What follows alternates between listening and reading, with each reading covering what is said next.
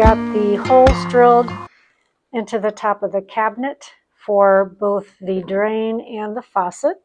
And so they are attached. The bowl's just kind of sitting there right now, but they're attached via that just to test them out, make sure they work the way I want them to.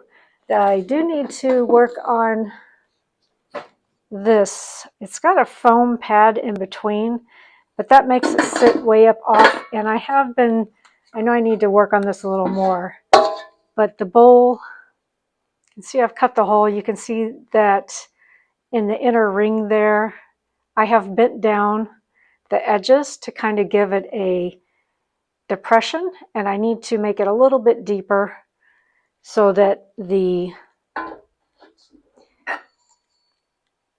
that this will sit down into it and sink down further. But I don't know that foam, I don't think I need it. I talked to somebody else that does plumbing and stuff, and they said that I could take it out. So I just want to double check that. But I want to make sure it sits down so that I don't have water pooling in here every time I try to drain it. But I also want to possibly depress this edge a little more so that the bowl will sit a little more flush on it. Because right now it's very rocky because it kind of sticks up a little. So I want to make sure that that all sits flush in there, comfortable in there, so that it's going to stay put. But overall, I do like where I'm headed with this. And now that I have that roughed in, I'm going to hop over to my kitchen today. I borrowed a jigsaw from my mom's boyfriend, and I'm going to cut out the hole for the sink and also take the faucet over there and get the faucet placed in there as well.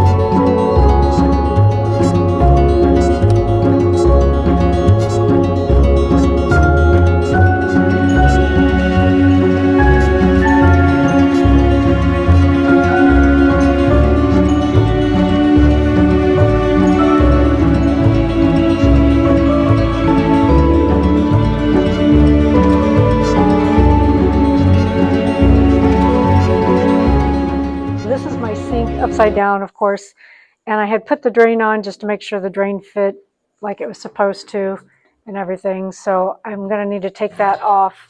But I do have, I'm going to set this over here for now. I do have a template so that I can mark out where I want the sink to sit, and I can look down here. I do have, let me see if I can move this down here so I can show you. So the front of this sideboard, it has two drawers here that pull out, And I know I'm definitely going to lose this drawer. I'll probably just maybe have like one of those short fronts that kind of folds out so that I can store like the dish sponge, things like that. Or it might just be maybe a really narrow drawer that goes in right here. We'll see, because the sink is going to drop into it at least to this drawer, but hopefully I can get it back far enough that I can use this drawer, but it may just have to be a false front. I'm not sure yet. I haven't done measurements, but the second one I am hoping to be able to at least have maybe like a half drawer when it's all said and done. And so that's something I'll need to figure out once I get the sink in and I know where it's going. The other thing is I have a faucet, and it is smaller than a normal kitchen faucet. It's not as high up and everything, but it's a small house, so I think a small faucet will be fine. And I was willing to trade off the size for the details because it's got this beautiful motif on here of some flowers. I think they're lilies, and I love it. It kind of gives a sort of antique detail, but I just love the design, and I think that's going to be really pretty going up here. I did put it all together just to make sure I knew what I was doing to get it together. So now I'll take the water lines out so I can do the hole and put it in. So I need to center it probably right about in there and make sure everything fits in here. And then also I need to decide, this sideboard came with a rail in the back. Let me move this out of the way for now. Okay, so it's got this rail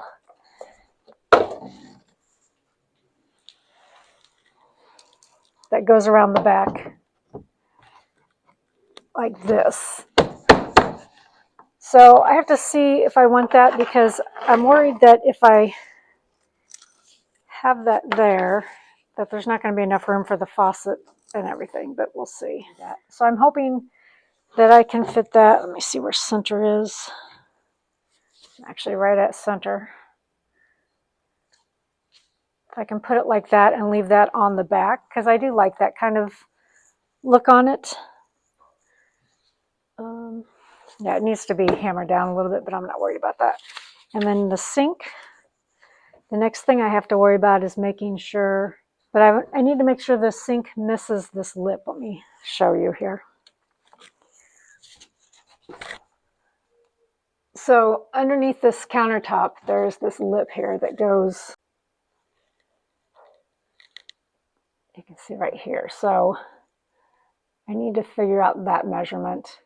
Okay, here it is with the drawers in, and ignore this one door being busted out. The glass was broken when I got it, but I want to replace the glass with something else anyway, because I'm going to be putting pots and pans and appliances, things like that in those.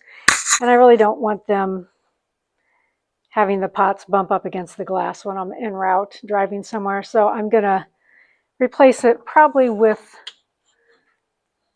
some sort of wooden board or something. Probably just do a solid panel like these are solid, just to make it more cohesive. And one of the drawers handles is missing the little ring on it, but I did buy a bunch of random drawer pulls that are similar in style, and so I'm going to take that one off and put another one on, and I might kind of mix them up and put a few different ones on. I did that on the other side of my kitchen. I'm going to have a wash stand, and it's got similar drawer handles, and it was missing some, so I had bought a bunch to replace that with, and so I will find some more, and that way it looks purposely mixed and matched. And also I think I have a smaller drawer pull that I can put on there too to get into there. The cool thing is I do have skeleton keys. I bought a set of them from an online restoration store, and let me show them to you. So it became the keychain for my keys for the ignition and the back door lock key, but it's very pretty. decorative, but it's also very useful. So it actually works on these locks in here, and it also works on my washstand, and I believe it also works on the one in the bathroom. So for most of my, see, that's locked now. So for most of my drawers, before I travel, I can just use this key and lock everything up. And so that way things won't come crashing out. The only exception is these two side drawers don't have locks on them. So I don't know what I'm going to do with those yet. I'll have to figure that out. But that's a problem for future me. So the cool thing is these drawers bump out. So I'm pretty sure that even if I have to cut it completely off, I'm going to be able to still get a really shallow drawer out of it, which is very exciting. I wasn't sure how much I was going to be able to get out of it. So, and they're in really nice condition.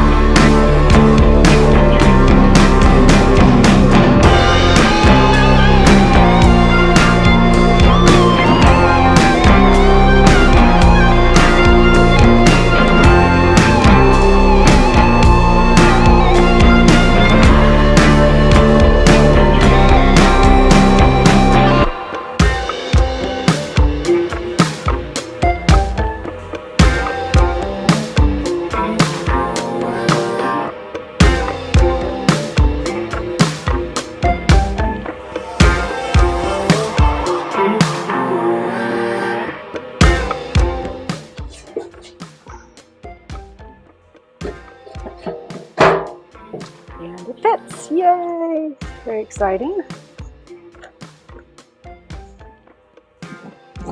Just a quick look at how it's going to be.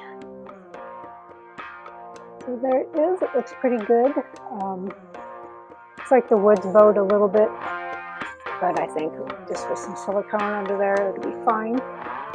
And it fits height-wise with that drawer. It's perfect. So I probably am going to just have to make a false front, although I have seen people like cut little, just turn it into two really thin drawers. So I might do that because that could be a great place for hiding utensils like spatulas and long things like that. So I might see if I can do that. And then I am going to have to, did I lock this door? Is it locked? Or is it? No, okay. As you can see, the drain does come into this a little bit. So I'm going to have to make this into a U-shaped drawer, definitely.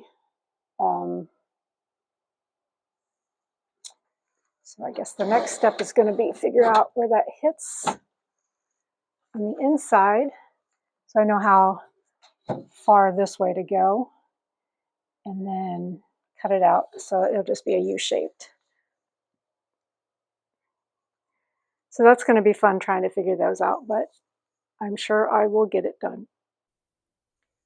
One thing I might do if I have any leftover of the sound deadening adhesive mat that I'm using on the wheel wells, I might, on the outside, around the edges and the bottom, I might put some on it for some sound deadening so that it's not so loud and clunky whenever I am doing dishes. But it's not too bad. It could be a lot worse.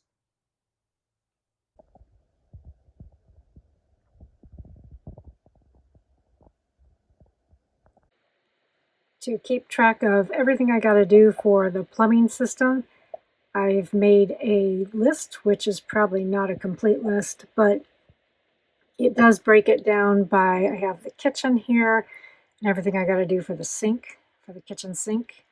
And then this is the bathroom. So that's everything I got to do for the bathroom sink. Over here is for the shower. I do not have the composting toilet information on because I don't have to plumb that. So I just basically have, over here I have rough in the toilet just because I don't need to lay flooring down on that section. I'll just leave the subfloor for that. So here is what I have to do on the wheel wells so that I can mount the toilet and the sink. And then I have to do flooring before I tackle installing the kitchen sink cabinets. And then over here is the rest of the system. So this is my freshwater tank and everything I've got to mount, such as the hot water or the water heater and the accumulator and the water pump, things like that. And then also framing in my bed, framing in the closet so that I can mount the water heater. And then over here is the gray water tank and things that I'll have to do. And there's probably more things I need to add on to that list. But at least it gives me an idea and gives me some focus so I can look at and check off as I'm going. So right now, it seems a bit daunting because there's a lot on there, but because everything is broken down step by step, basically, of what I've got to do, I'm hoping that will help me to focus and get it done quicker.